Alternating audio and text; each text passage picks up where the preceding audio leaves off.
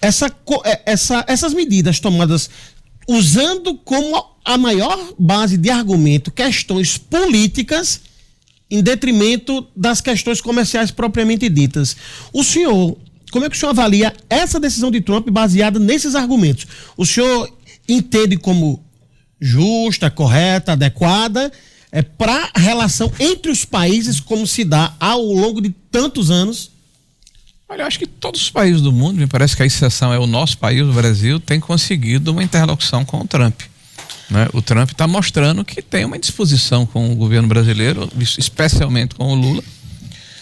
E eu não vejo nenhum esforço do Lula de tentar diminuir essa situação. Mas ele nem pelo cita contrário. o governo Lula especificamente. Olha, ele cita Alexandre de Moraes, mas é a linguagem que você está colocando. Estou falando claramente que a animosidade dele é com o Lula. Nós estamos referindo.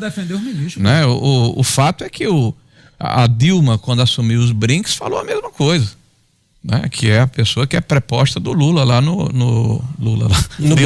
banco dos BRICS. Não falou a mesma coisa dessa ação de desdolarizar o comércio internacional, de mudar os meios de pagamento.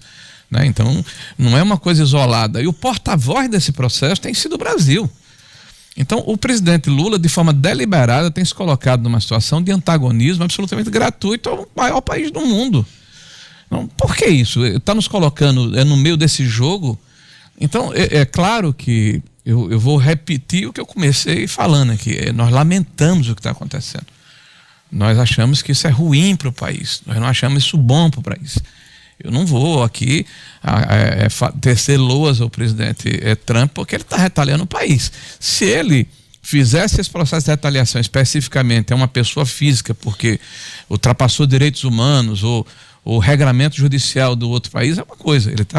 Ele está fazendo uma questão de caráter geral. O senhor considera uma invasão da soberania brasileira, essa argumentação do Trump? Não, acho que não. Acho de jeito nenhum, porque se eu for levar isso em consideração, eu vou dizer que o Lula acabou de agredir a soberania da Argentina, quando pegou um avião presidencial, utilizando-se inclusive do espaço de uma reunião da cúpula da Sul-Americana, como é o nome dela? Do Mercosul. Do Mercosul, e foi o encontro de Cristina Kirchner, que foi condenada por corrupção. Importante que se diga isso. Mas ele está falando de um documento oficial? E vai lá, sim, mas que Trump, é diferente de uma visita de um documento oficial. Você está me dizendo que o documento dele não é oficial. Não, que é oficial, na verdade. É oficial, então tá bom. Já que é oficial... Não, deixa eu explicar o que é que aconteceu. Então vamos lá. O que é que foi dito? Vamos colocar os pingos nos is. Vamos colocar os detalhes. O que é que aconteceu? Foi feita a publicação desse documento pelo presidente Donald Trump e foi convocado o encarregado da embaixada americana, porque não há embaixador designado dos Estados Unidos para cá.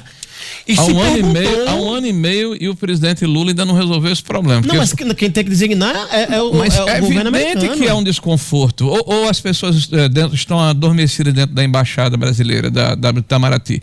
Se um país como o Brasil, que é o segundo maior parceiro dos Estados Unidos, e os Estados Unidos tem o Brasil como um dos 10 ou dos 15 maiores parceiros comerciais, não tem embaixador um ano e meio, não está acontecendo alguma coisa de errado, não? Certeza, certamente. E por que isso não foi resolvido? Mas quem decide é o outro país. Não é, porque é o único país dessa dimensão que tem relações com os Estados Unidos que está nessa situação. E mais, Lula não perde a oportunidade de espicaçar o Trump. E nós sabemos como é que o Trump se comporta. Então, se você achar que uma relação entre países não tem o viés pessoal, é como na política. Não, em relação a isso não discuto. Existem as instituições, então nós não conseguimos ultrapassar. O Lula vai à Argentina e comete um gesto de indelicadeza com aquele país. O Lula usa um jato da FAB para trazer uma pessoa condenada por corrupção do Peru. Então, se isso não é interferência na política interna desses países, agora, aí nesse momento a gente acha que o outro não tem direito porque usou argumentos do ponto de vista político que de alguma maneira interfere na política local. Veja, senador, a gente está falando de uma retaliação comercial que vai causar um prejuízo bilionário ao país, senador. Eu vou repetir o que eu disse. Não, mas não é isso não. Mas você está querendo colocar um conceito que é seu e quer que eu aceite. Eu não aceito esse conceito seu. Eu estou dizendo a você que não vejo interferência na nossa política interna. Eu estou vendo um jogo político e diplomático. Isso eu admito que Mas quando eu falo na política interna, senador, deixa eu ser mais claro. Você pensa dessa forma, eu não penso dessa forma. Tudo bem. Eu acho que o Lula comete muito mais impropriedade do que o próprio Trump. Eu acho que a forma atabalhoada como a nossa política externa está sendo desenvolvida nos envergonha. Ele não me representa. Ele não me representa quando ele abraça o Irã. Ele não me representa quando ele relativiza o terrorismo do Hamas. Ele não me representa quando ele passa a mão na cabeça da Rússia que invadiu a Ucrânia. Então veja, e quando ele abraça o ditador da Venezuela, quando ele passa a mão na cabeça do ditador da Nicarágua. Então eu veja, nós temos diferenças claras. Para mim, o que acontece com o Brasil hoje é fruto da má condução da política externa brasileira, do excesso de jactância que o presidente Lula se faz em qualquer foro que ele vai. Lula acredita piamente que vai ganhar o prêmio Nobel e não vai ganhar o prêmio Nobel, vai ganhar um outro prêmio que vai ser um bilhete de despedida, porque ele não vai se reeleger. O que ele tem feito, na verdade, é um projeto de poder e de perpetuação do poder. Ele não está preocupado com o país, o PT não tem projeto de país. Todos os projetos que são apresentados na Câmara são populistas no sentido de aumentar ou reconectar o governo com a sociedade. Essa reconexão foi perdida. Há 3 semanas, você começou a falar de narrativa, faz 3 semanas que o governo está financiando uma narrativa de nós contra eles nas redes sociais e agora vai inflar essa narrativa com a questão da soberania que ele deu causa. Então, se tem culpado aqui é quem está governando o país, e quem está governando o país não é Bolsonaro. Faz 2 anos e meio que todos os problemas desse país, sem exceção, são creditados a Bolsonaro como se não houvesse governo nesse país. Então, eu acho que as pessoas precisam entender nesse momento que nós estamos passando por uma crise séria. E só se resolve crise com mediação, com serenidade, com diálogo. Senador, e cabe isso ao governo. Tarcísio de Freitas acabou de fazer um... Cabe ao governo, não é o presidente Bolsonaro que não é governante.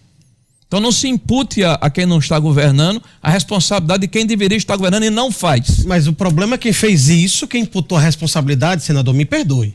Quem imputou essa responsabilidade foi o próprio filho do ex-presidente, quando faz parecer, por mais que não tenha sido por isso, e eu não acredito que tenha sido por isso. Bom, então nós estamos aí a faz parecer que a decisão de Donald Trump, que inclusive está descrita na carta como sendo a maior razão das sanções ao Brasil, são em função, em grande parte, pelo tratamento das instituições brasileiras soberanas contra Jair Bolsonaro. E o senhor entende, e obviamente o senhor tem direito de entender assim, entende que a decisão de um país em sancionar um outro pelas decisões soberanas das suas instituições pelo que eu estou entendendo, é justificada. Aí realmente temos visões diferentes de país e soberania.